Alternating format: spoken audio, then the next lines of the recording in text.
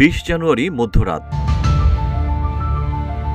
বায়েজিদ বোস্তামি থানার শহীদনগর চারতলার মোড় এলাকায় রাস্তার পাশে পড়ে থাকতে দেখা যায় পলিথিনে মোড়ানো দুটি কাটা হাত। স্থানীয়দের মাধ্যমে খবর পেয়ে দ্রুত ঘটনাস্থলে পৌঁছে হাত দুটি উদ্ধার করে পুলিশ।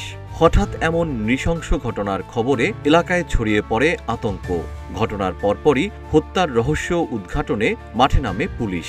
তদন্তে একে একে বেরিয়ে আসে চাঞ্চল্যকর সব তথ্য। ঘটনার পর অজ্ঞাতনামা ব্যক্তির পরিচয় শনাক্ত ও মরদেহের বাকি অংশ উদ্ধারে নামে পুলিশ।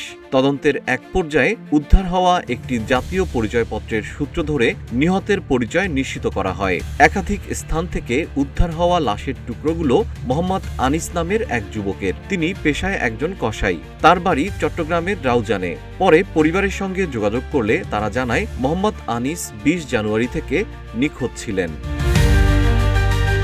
তদন্তে জানা গেছে, এক নারী বাসায় ডেকে নিয়ে প্রথমে আনিসের মাথায় মশলা বাটার শিল দিয়ে আঘাত করেন। এরপর আরও দুজনের সহায়তায় আনিসের শরীর চাপাতি দিয়ে কেটে 6 টুকরো করেন।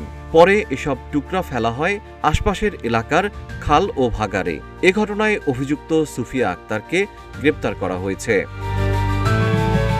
পুলিশ জানায়, খুনের ঘটনায় গ্রেপ্তার হওয়া নারী বিবাহিত। তার সঙ্গে আনিসের প্রায় 5 বছর ধরে প্রেমের সম্পর্ক। তবে সম্প্রতি দুজনের বিরোধ সৃষ্টি হয়।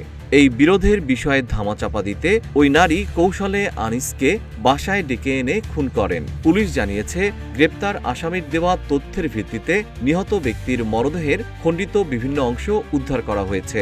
এ ঘটনায় জড়িত অন্যদের শনাক্তে তদন্ত ও অভিযান চলছে।